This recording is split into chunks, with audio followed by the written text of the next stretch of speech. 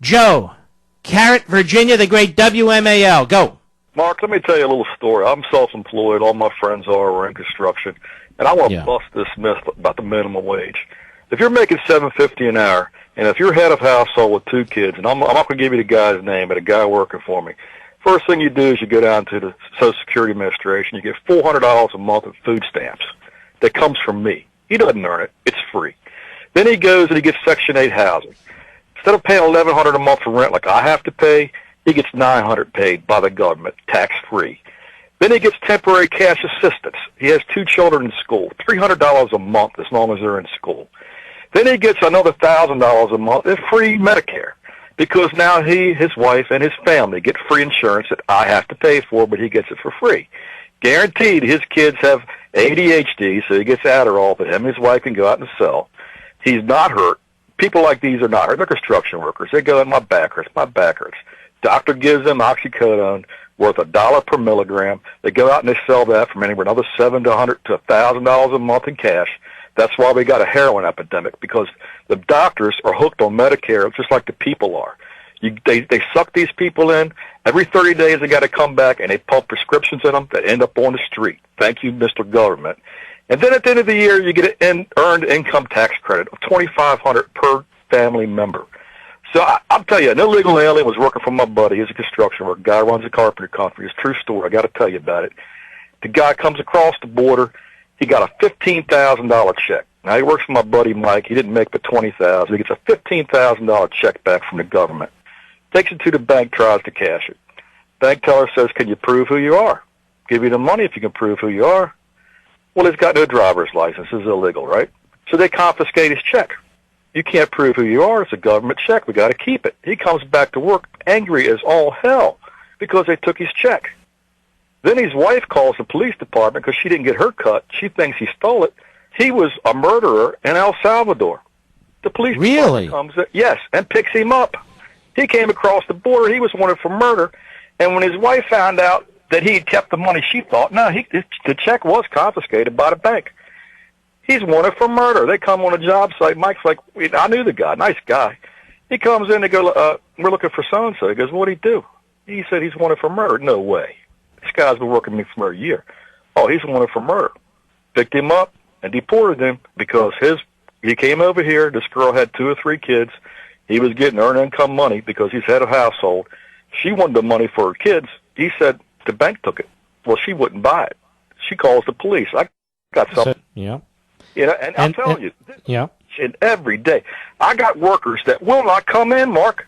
If they make over $20,000 a year, they will not come in. You can't get them to come in because they'll lose their house or their free house.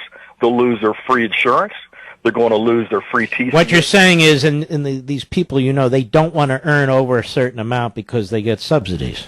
I keep thinking, this is my thought, I think that the Democrats realize how bad and how corrupt the system is. If they could make it $20 an hour, these people would stop working. Well, what do you think about these so-called, I call them progressive populists, who throw in with these liberals and Democrats? I was born in 1958. I broke my back twice and never took a damn dime from anybody. I bought myself up from the bottom. That's the way my family was raised, and I get angry when I see these people out there screaming about help, help, help. Nobody helped me. I joined the military when I was 16 years old, served my country, and couldn't get a damn dime when I broke my back. I had to hitchhike to work, Mark. I'm angry. And I hate my government. I'm going to be honest with you. And anybody in business in Maryland, because small business will tell you, we pay 10% unemployment tax. Doesn't matter what you're doing. 10% you're going to pay in products insurance, 10% in workman's comp, and then they finally got rid of the rain tax, for God's sakes. Then you got to put up with all these little bureaucrats and planning and zoning and all these little departments. If I pay you 15, Mark, you're costing me 30 before I even get out the door in the morning. You have to double the cost of your employee. And this truck driver guy that called in, he doesn't realize 15 is 30. It puts me completely out. I'm out now. I'm retired. I said, to hell with it. I pick up my tools and I go out and I work. I know a friend of mine had 30 employees. It got so bad, Mark, they won't show up. When they hit $22,000 a year, forget them. Forget them. They're not coming in. Well, I want to thank you, Joe, because there's a reality out there in some cases, and many, many cases, as a matter of fact, that people never hear about. Instead, we hear these theoretical arguments. Well, you can't live off this, you can't live off that. And you remind us, it's very, very important. People aren't living off $7.25 an hour. There's a zillion programs that you and I pay for that are subsidizing lifestyles. So I want to thank... Do you watch Levin TV by any chance? Sir, I want to, but I can't afford it. Well, I'm going to send it to you. Don't hang up. And I want to thank you, and I hope you'll watch. We want to give you a 1-year subscription to Levin TV. Hey, wait a minute, Joe. Do you have any little ones? Any little kids? Yes, yeah. You do? Oh, yeah, I have a tip. Vote every politician that's in Congress and Senate right now. Vote them out. Vote them all out.